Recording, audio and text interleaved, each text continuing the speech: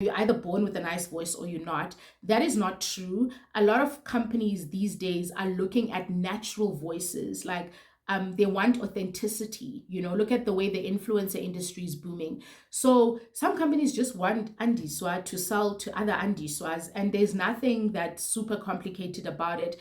The key thing for me that I think you need to ask yourself is,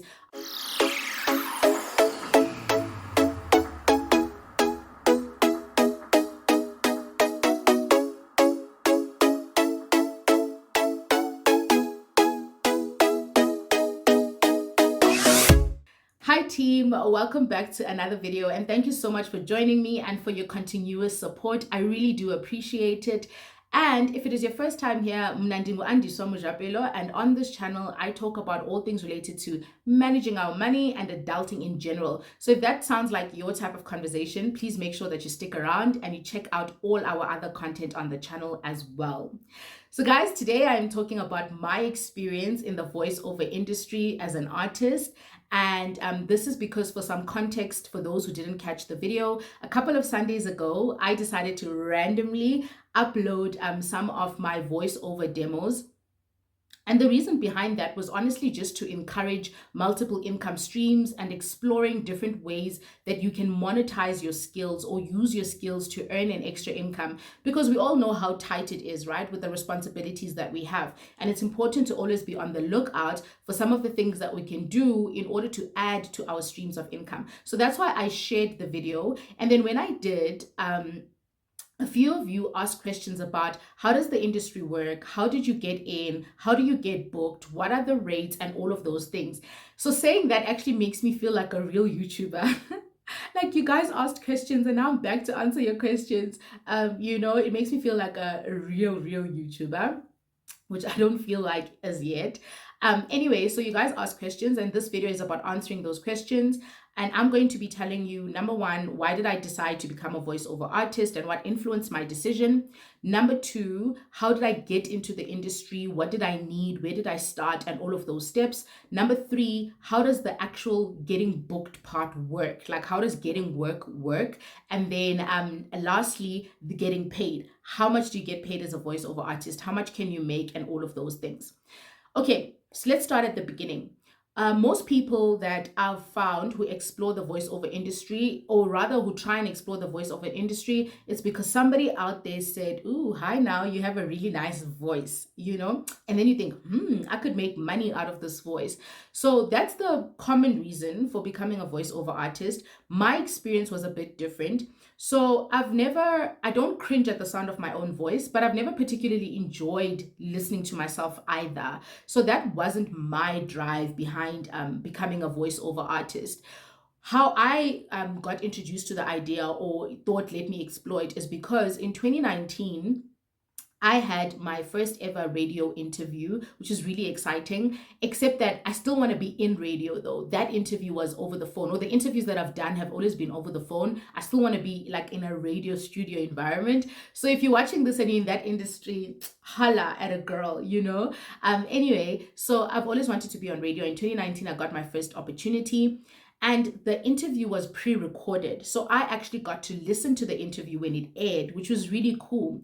And when I listened to the interview, I was like, oh wow, I sound pretty good. I don't sound bad. Like, I was nervous and everything, but I don't sound bad at all. And I was listening to the interview with Vince.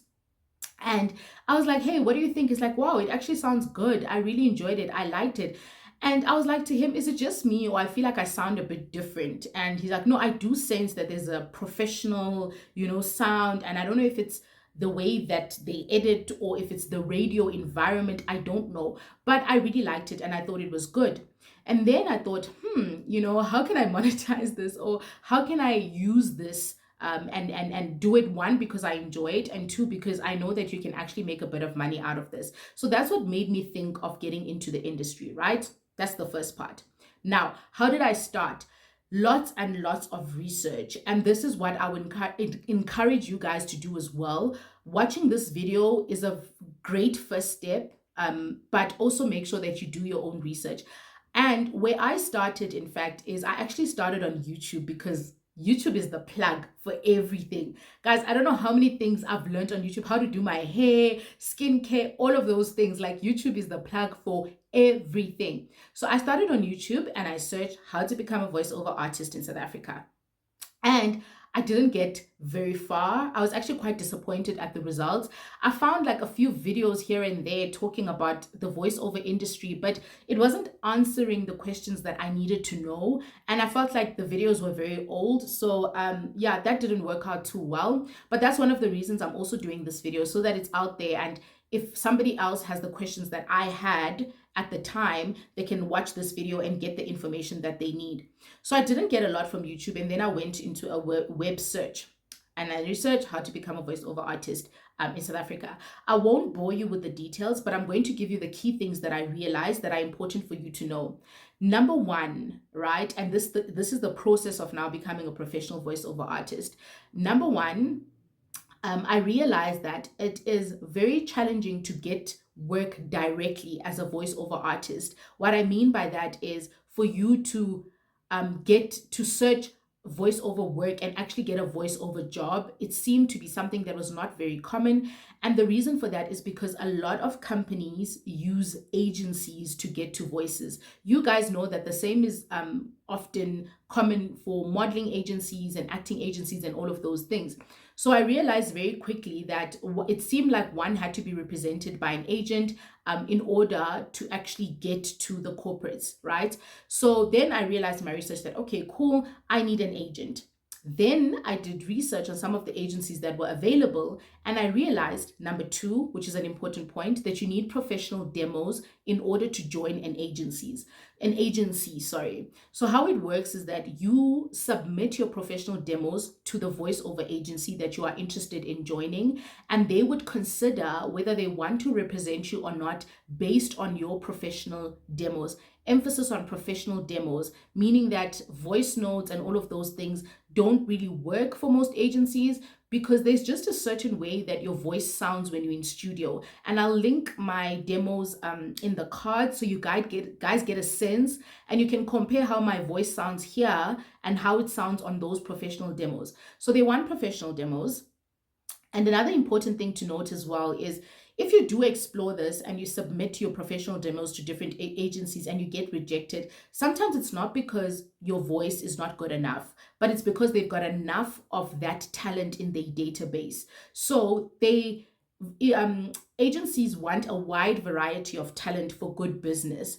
For example, a client would come in and say, I want a young female Black voice, or I want a middle-aged white male voice, depending on the target audience and the product that they're actually selling.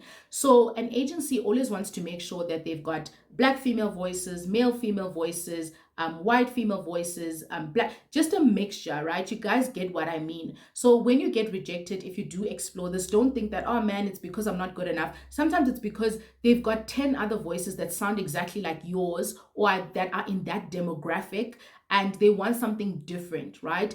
But I know one thing that's in great demand at the moment is voices that can speak Vernac. So if you can speak Zulu very fluently, okanye akwazi ukuthetha isiXhosa quite fluently, or you can speak Isotho or Ispedi and all of those things, you kind of have like an advantage because there isn't a lot of people in the voiceover industry in that space. So just a tip there as well. So you needed to submit your professional demos into that agency. Then I did research on how to record a professional demo, and I realized that it's not just about reading a script in studio and just getting a professional demo. It's about understanding how to interpret the script which you've been given and then doing your reading based on that understanding. So being a great voiceover artist is not just about having a nice voice. It's about your ability to understand and interpret what is required and your ability to be coached, right? So it's two things. It's either you get a brief and you're told what to deliver on, or you get a brief, you get into studio and your coach guides you. So they'll tell you things like, I want hard sell, or I want soft sell, or I want you to go high pitch, low pitch, and I want your tone to be like this, and you must be able to understand what that means. I'll give you guys an example now that we're talking about how it works. So one of the most exciting things that I did, so I do corporate quite well, like corporate professional videos quite well, but now and again I dabble in things that are outside of my comfort zone and actually find it quite fun when I get the opportunity to do so. So one of the most extreme pieces of work that I got was a startup detergent company that wanted to advertise in the streets of Alex. So the advert, the advert was going to be played out on speakers. Excuse me, the advert was going to be played out on speakers in the streets of Alex in supermarkets where it's really really loud. So I had to imagine like I'm a piano playing in the background, and oh mama walking around, and kids playing and screaming, and my voice needed to beat that. I needed to beat that commotion. Now remember that there's no music, there's no commotion, but you need to place yourself in that type of environment and imagine that there's piano and oh mama, and you're screaming and you're saying, hey, with and you like getting into the actual reading that you need to do. I enjoyed that and I thought it was quite fun. It's just a pity that I can't share client work with you guys because obviously it's confidential and sometimes the products haven't launched and all of those things.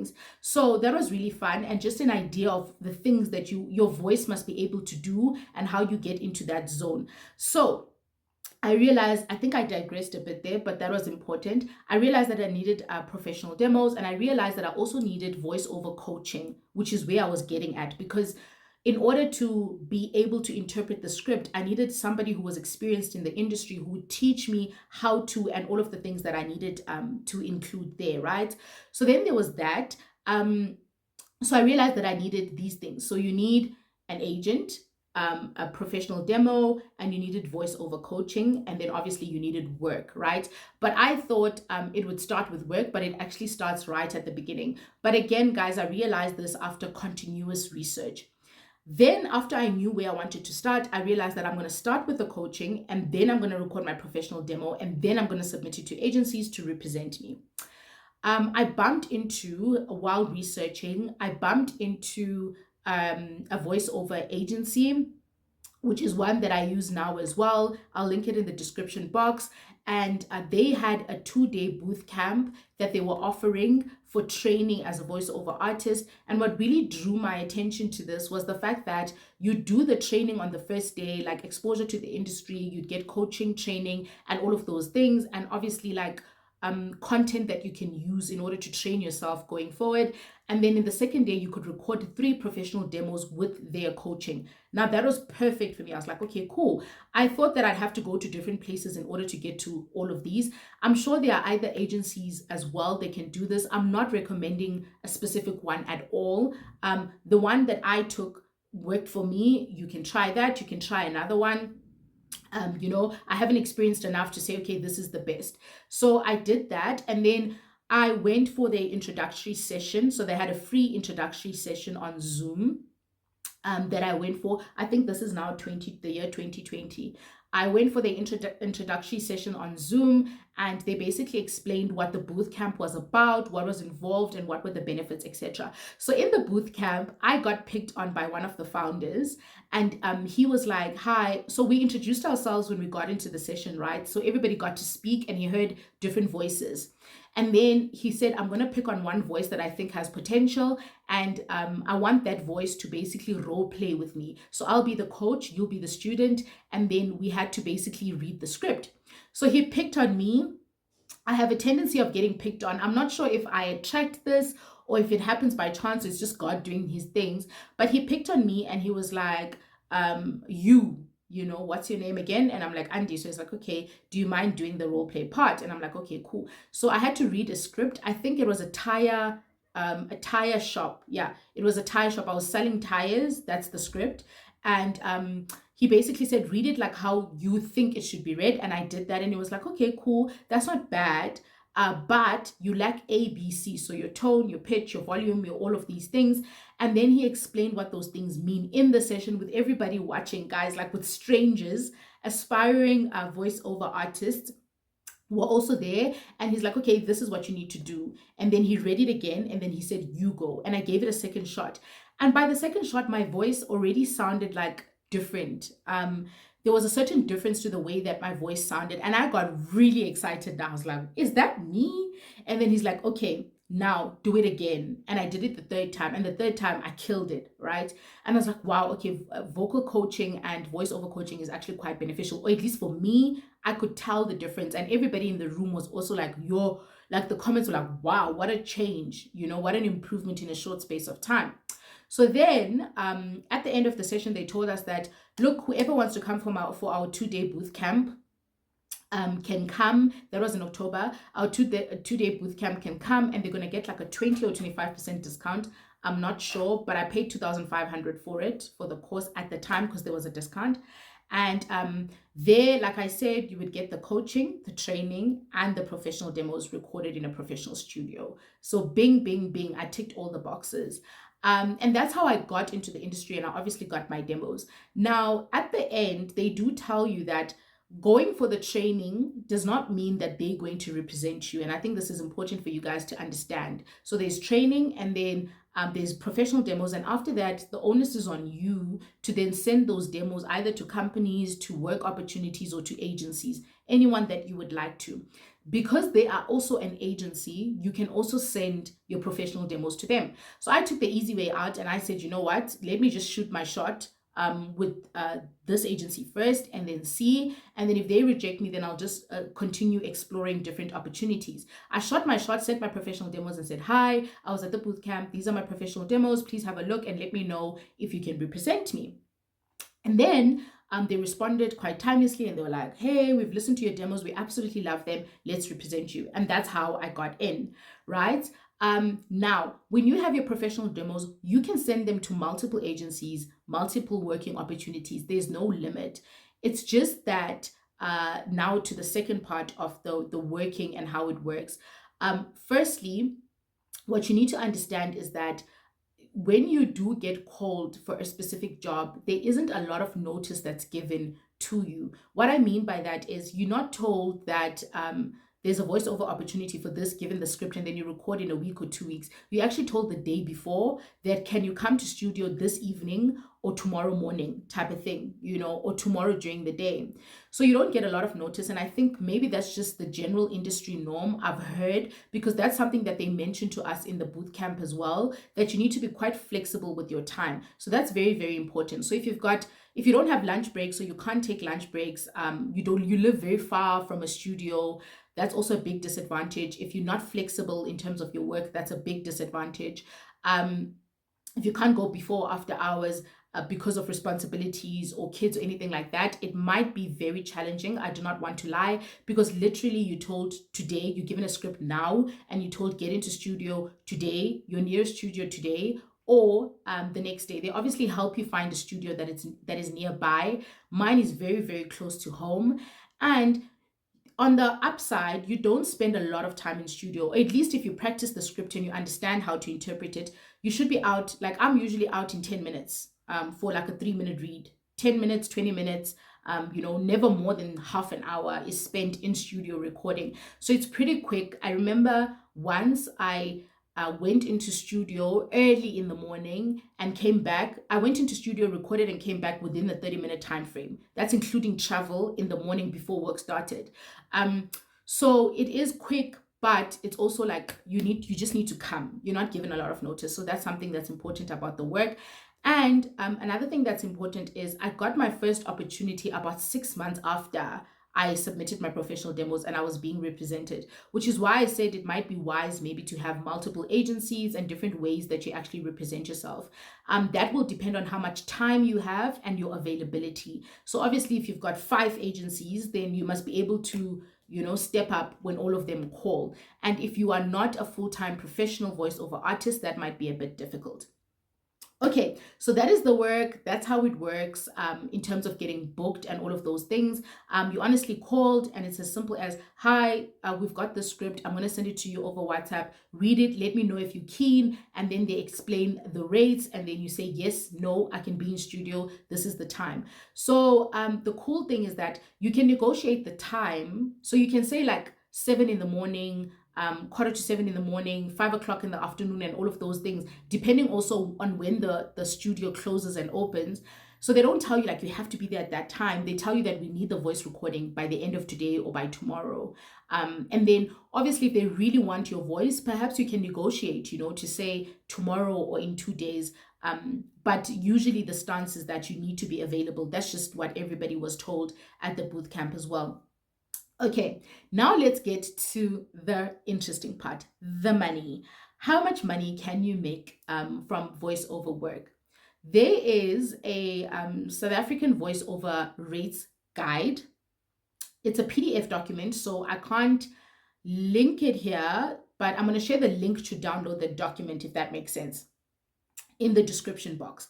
Now, the rates are separated, and I'm oversimplifying this because you will read the guide if you are truly interested and you'll get the details. But the rate are separated into a performance fee, which is actually recording the voice, the audio, and then there's also a usage fee. So performance fee can be like 1,000 Rand, 1,200 Rand.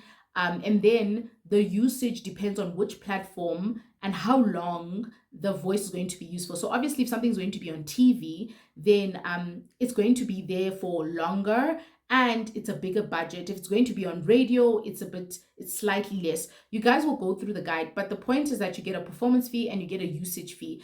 As an example, they'll say on radio, you get 1,000 Rand for performing, for actually doing the voiceover in studio for those few minutes, and then you get 150% or 100% of the performance fee for the ad running for a month, for example, or up to 3 weeks, which means it's 1,000 Rand plus another 1,000 Rand, or plus 1.5, which is 2.5 for a radio ad, right? Now, the rates depend on the platform and it depends on how long the voice is going to be used for. But everything is in that guide as a guideline.